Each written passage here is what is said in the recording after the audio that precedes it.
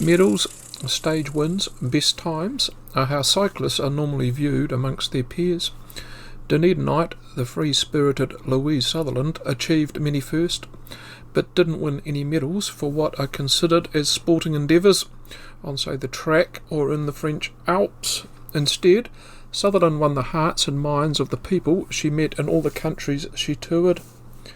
Any awards she got, which were a few, were for the charity work she undertook whilst cycling incredible distances in trying conditions. Mud and insects of jungles, burning heat in the Middle East, camping out in a pup tent on the side of the road, taken in by sympathetic locals on the odd occasions, attacked by them, as in India. That occasion she was saved when a local bus happened to come by, which was preferable in some fashion to when she was attacked by a jaguar. And then there was the time she got caught up in the middle of a political bombing campaign in Trieste, Italy, tended to the wounded, encountering bears in a Canadian forest, all without modern cycling accoutrements like suspension and high-tech clothing, armed only with a dynamo light, bell and teacup, riding with a dress and pink nail-polished fingernails. She cycled around the globe simply for the love of it, to be, as she put it, the first girl to cycle the globe. For the record, she racked up over 54 countries. Frankly, I lost count. And the first woman to cycle around the globe wasn't in fact her. That occurred 40 years prior to her first pedal stroke. The effervescent Sutherland was described on live US television as being the best tourist ambassador New Zealand could ever hope for, whilst remaining at the same time a virtual unknown in her homeland. And for a good chunk of her journeys, Sutherland proudly displayed either the silver fern or New Zealand flag on her trailer. Painted on the sides were the countries she'd visited, like Norway, Sweden, Netherlands, Belgium, France, Italy, Yugoslavia, Greece, Lebanon, Israel, Iceland, yes Iceland, Cyprus, Jordan, Iraq, Turkey, Pakistan, India, Canada, Tahiti, Hawaii, United States and Mexico. That's just to mention a few. And that's before we even get to her epic journey across South America. When she went on speaking engagements to raise dosh for her journeys and fundraise for her projects in South America, along with the mandatory slides, she used this map on stage to point out her journeys. Familiarise yourself, 2 secs, with her 3-speed travels. Sutherland epitomised the humble Kiwi can-do trait, at the same time exposed one of the worst attributes of her natives, the almost habitual widespread failure to attribute kudos where it is deserved.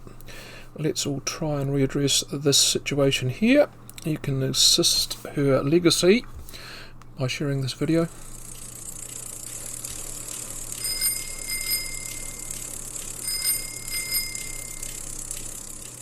Louise Sutherland was born in Dunedin in 1926, the eldest of 5 girls.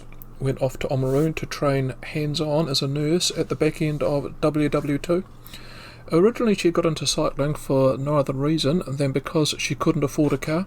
When she went to visit the family in Dunedin, she'd bike the 120 kilometres one way. Don't worry, early on, folks back then thought this wasn't entirely normal behaviour either.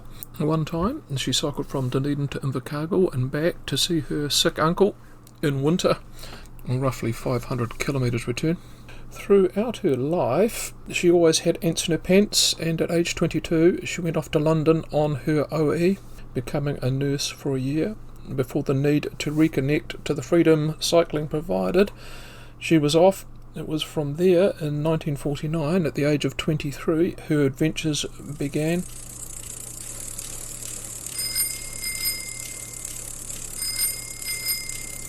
Now in possession of a £2 3-speed rally bike from a church jumble sale and the desire to take it on tour, along with a trailer to carry her things given to her as a thank you gift by a patient, her total life savings comprising 40 quid, it was time to hit the road, see England from top to bottom in a month. heading 250 miles due north of London to Land's End to start with. Off she went, but halfway through the ride she'd come to the conclusion cycling into the prevailing wind wasn't much chop. After more deliberation and enjoying the experience, the free spirit decided there were other places she'd rather visit. In a tailwind, took the ferry to France and rode around Europe, Middle East and India. It wasn't till 3 years later the 5'0" 45-kilogram wet Kiwi finally got back to England. Her European and Asian travels were, to be polite, random. There was no overall goal, no specific tourist site to visit, no time frame, no boat or plane to catch.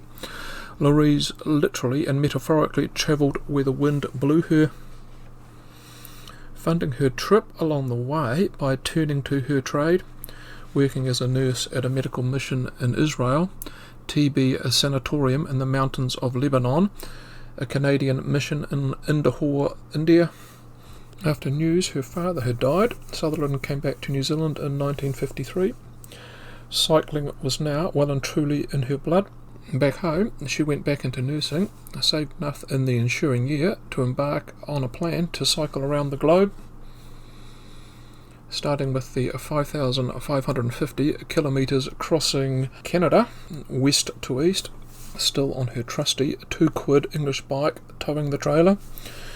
Her fame grew as she crossed the plains and mountains of Canada.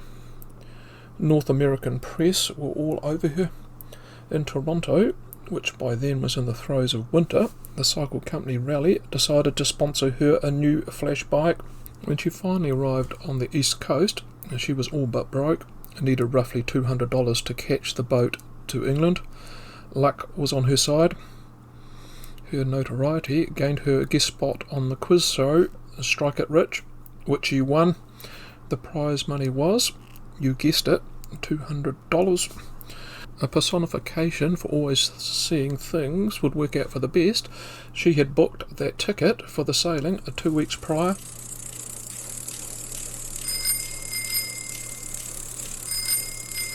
Back in England in 1956, and with plenty of tales to tell, she decided to dedicate her life to two-wheel travel and got married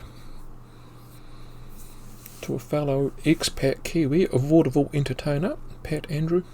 That wouldn't last, and Andrew went on to pen a book, My Life with Louise. Over the years, Sutherland had many what were termed suitors, what we would now call relationships. And put it this way, the trailer she began travelling with began as a sidecar-like contraption. The battering it received on cobbled roads ate through it. A gentleman friend in Switzerland redesigned it for her. Moving on. Before the marriage, though, she'd cycled to the top of Norway and down through Finland, becoming the first to reach Nordkapp at the very top of the country by bike. Her increased profile allowed her to undertake speaking engagements, get some passive income from her aptly named first book, I Follow the Wind, which in turn funded a cycling trip to the Eastern Bloc at a time when 99% of requests to visit were rejected. And thus, she became the first independent cycle tourist to go through the post-war Balkans. In 1964, she came home to New Zealand, where she wasn't showing any signs of slowing down. The day after the Haas Pass Road opened in 1969, she became the first person to cycle that. I hope this isn't making you too tired, because I haven't even got to the pinnacle of her endeavours. Get some electrolytes in your system, the best is yet to come.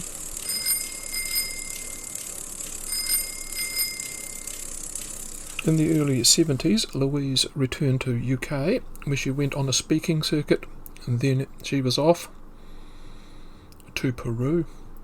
Up till this point, amazing as this sounds, she'd never had a puncture, never been really robbed, and never really got crook. In Peru, she got her first puncture, had her newly redesigned trailer pillaged, and worst of all, towards the end of her 2 years there, contracted hepatitis. Still managed to rack up becoming the first woman to cycle over the then highest paved pass on the planet at the time. I imagine there'd be a fair bit of pushing on that number.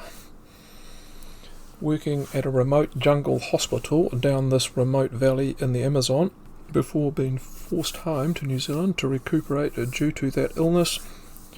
You would have thought she would want to see the back of Peru, and just the opposite. Having seen the high mortality, inadequate health system in the sticks, inability to promptly evacuate sick and injured patients from the hospital she served at, partnering Hamilton Jet, Sutherland raised enough money to build and ship a specifically designed jet boat to Peru. Her cause was given greater gravitas when Goon, Michael Benteen, himself half Peruvian, got on board with their efforts whilst he was in New Zealand for the telethon in 1976.